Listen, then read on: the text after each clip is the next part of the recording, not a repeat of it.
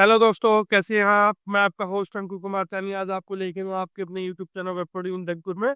Last वाली video में हमने बात करी थी कि क्या होता है नोड जेएस में। आज उसी में ही हम एक और मॉड्यूल की बात करेंगे रिएक्ट नोड जेएस में, जिसका नाम है पाइप्स। ठीक है, आज हम समझेंगे पाइप्स कैसे यूज होता है नोड जेएस में, और उसका एक सिंपल एग्जाम्पल भी करेंगे ताकि आपको ओवरव्यू मिल जाए। ठीक है, तो चलिए देर ना करते स्टार्ट करते हैं आज अपनी वीडियो का टॉपिक, जिसका नाम है अंडरस्टैंडिंग पाइप। तो बेसिकली एक एग्जांपल मैं आपके सामने लेके आया हूँ कि पाइप दरअसल क्या है।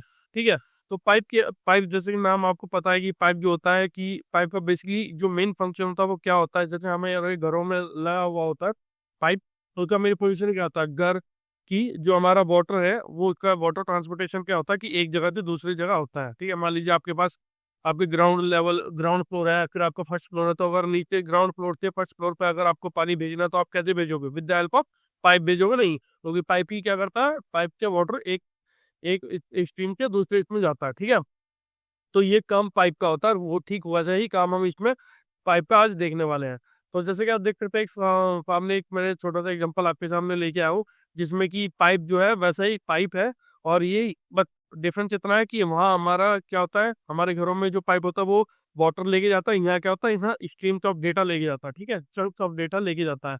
अब आप यहाँ देख सकते हैं कि एक रीडेबल स्ट्रीम है, लेफ्ट हैंड आपकी यहाँ एक रीडेबल स्ट्रीम है, और आपका राइटेबल स्ट्रीम है, और यहाँ बीच में एक पाइप है। ठीक है, तो इसका पाइप का जो मेन फंक्शनैलिटी होती है वो यही होती है कि ताकि जो हमारा जो रीडेबल स्ट्रीम के डेटा को कॉपी करके उसको राइटेबल स्ट्रीम में राइट करने का, इस पाइप के थ्रू हम राइट कर पाए। ठीक है, तो चलिए एक एग्जांपल दिखाता हूँ, फिर आपको पता चलेगा कि पाइप हम कैसे यूज कर सकते हैं अपने नोड जेएस में। तो चलिए चलता अपने विजुअल स्टूडियो कोड की तरफ। तो आप देख सकते हैं ये हमारा कोड था जो हमने क्रिएट, इसमें हमने जो स्ट्रीम्स के बारे में एग्जांपल बनाया था, आज हम उसी एग्जांपल को फॉलो करेंगे। ठीक है, तो मैं क्या करता हूँ, इसे मिनिमाइज कर देता हूँ और इसे क्लियर कर लेता हूँ। ठीक है, ये क्लियर हो गया। ठीक है, तो इसमें क्या था, हमने एक रीडेबल स्ट्रीम बनाई थी कल, और एक राइटेबल स्ट्रीम बनाई थी। फिर उस रीडेबल स्ट्रीम के डेटा के ऑन इवेंट पे हमने उसे राइट किया था। ठीक है, तो आज हम इसी एग्जांपल को पाइप के थ्रू कैसे कर सकते हैं वो देखने वाले हैं। तो ठीक है, तो पाइप के थ्रू हम कैसे करेंगे इसे। तो इसमें क्या होता है, तो हम पहले नीचे वाले कोड को कमेंट आउट कर देंगे। ठीक है, क्योंकि इसका अभी हमें जरूरत नहीं है। ठीक है, अब हम क्या करेंगे, जैसे कि मैंने आपको एग्जांपल में दिखाया था, जो रीडेबल स्ट्रीम है बीच में पाइप और फिर कनेक्टेड है कितना राइटेबल स्ट्रीम से, तो वैसे ही हम इसमें कुछ करने वाले हैं। ठीक है, तो हम क्या करेंगे, रीडेबल स्ट्रीम, ठीक है, डॉट पाइप। जैसे देखिए पाइप आपका आ गया, जैसे आप देख सकते हैं पाइप आपका यहाँ आ गया। पाइप करेंगे और इसके इसके ब्रैकेट में क्या कर देंगे, राइटेबल स्ट्रीम आप इसमें राइटेबल स्ट्रीम आप ऐड ऑन कर देंगे। ठीक है, तो इसमें क्या करना पड़ेगा, इसमें एक चीज आपको, तो राइटेबल स्ट्रीम में कर दोगे तो सेव करूंगा मैं। सेव करने के बाद क्या करूंगा, अब वापस उस फाइल को मैं डिलीट मार देता हूँ, जो कि हमारी फाइल 2 बनी थी। ठीक है, तो अच्छा राइटेबल बननी थी ना। ठीक है, तो राइटेबल को मैं मार दूँ डिलीट, मैंने डिलीट कर दिया। अब दोबारा इस प्रोग्राम को रन करके देखते हैं, फिर देखते हैं कि हमारी फाइल जनरेट होगी नहीं होगी। ठीक है, तो क्या करूँगा, नोड स्ट्रीम्स डॉट जेएस और एंटर प्रेस करूँगा। तो देखिए आपकी राइटेबल स्ट्रीम आपके यहाँ फोल्डर फाइल क्रिएट हुई, और वही जो आपकी डेटा उसमें था file dot T x T में हेलो कोडिंग विद अंकुर, उसी वही डेटा आपके राइटेबल फाइल में आ गया। यहाँ मैंने कोड में कोई चेंज नहीं किया, सिर्फ इतना किया है कि रीडेबल स्ट्रीम को मैंने राइटेबल स्ट्रीम के पाइप के थ्रू कनेक्ट कर दिया। तो जो डेटा रीडेबल स्ट्रीम रीड कर रही होगी, वो पाइप के थ्रू जो चंक्स ऑफ डेटा है वो ट्रांसफर हो गया राइटेबल स्ट्रीम में, और राइटेबल स्ट्रीम ने क्या किया, वो डेटा उसे उस पर्टिकुलर फाइल में लिख दिया, जिसका कि हमने पाथ ऊपर F S dot create stream करके दिया हुआ है। तो ठीक है, अब इसमें क्या है, तो ये जो पाइप होता है, पाइप में क्या होता है, हम कई बार हम डिफरेंट डिफरेंट स्ट्रीम्स के थ्रू जाते हैं, जैसे कि डुप्लेक्स और ट्रांसफॉर्म स्ट्रीम होते हैं। तो चलिए एक छोटा सा और एग्जांपल आपको बता देता हूँ। तो यार ट्रांसफॉर्म स्ट्रीम कैसे कनेक्ट करता है, और कैसे डेटा एक रीडेबल से जाएगा ट्रांसफॉर्म स्ट्रीम में, फिर ट्रांसफॉर्म से राइटेबल स्ट्रीम में कैसे जाएगा। तो चलिए एक छोटा सा एग्जांपल कर लेते हैं उसका भी। ये आपको अच्छी तरह से समझ में आ रहा होगा कि कैसे रीडेबल स्ट्रीम से पाइप के थ्रू राइटेबल स्ट्रीम में डेटा हमारा जो है ट्रैवल करके पेस्ट हो रहा है। ठीक है, कॉपी जब से रीड होता है उससे राइट हो रहा है, और बीच में हमारा जो है पाइप कनेक्टेड है, जो कि पूरा डेटा फ्लो ट्रांसपोर्टेशन कर रहा है रीडेबल स्ट्रीम से राइटेबल स्ट्रीम में। ठीक है, तो अब क्या करते हैं, एक वो फाइल से रीड करता है, और जेड लिब की एक मैं कर लेता हूँ, इसमें क्या करूँगा, रिक्वायर।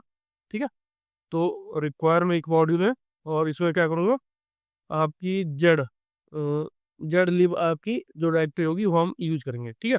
तो जेड लिब है, और इसमें क्या करूँगा, कांस्टेंट जी लिब, ठीक है, जी जिप, ठीक है। और जी जिप में क्या करूँगा, न्यू जेड लिब डॉट क्रिएट करना पड़ेगा, नहीं ऐसे नहीं करना ही पड़ेगा। तो जेड लिब डॉट क्रिएट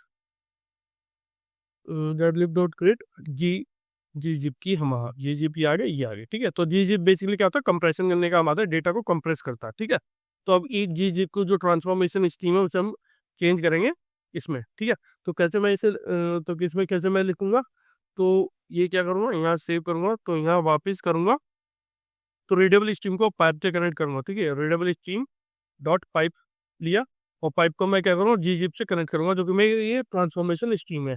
तो जी जिप यहाँ से कॉपी करके मैं पेस्ट ऑन करूँगा, और फिर वापस उससे पाइप के थ्रू कनेक्ट करूँगा राइटेबल स्ट्रीम में। तो एफ एच डॉट पर तो क्या करूँगा, इसमें F H dot right stream कर दूंगा, ठीक है। तो F H dot right stream, क्योंकि मैंने अब इसमें F H dot right stream करूँगा, क्योंकि मैंने फाइल का नाम मैं चेंज करने वाला हूँ। तो यहाँ क्या करूँगा, फाइल का नाम दूंगा, और इसका फाइल का नाम मैं दूंगा बैटिक्स, तो file 2.txt dot G Z B, ठीक है।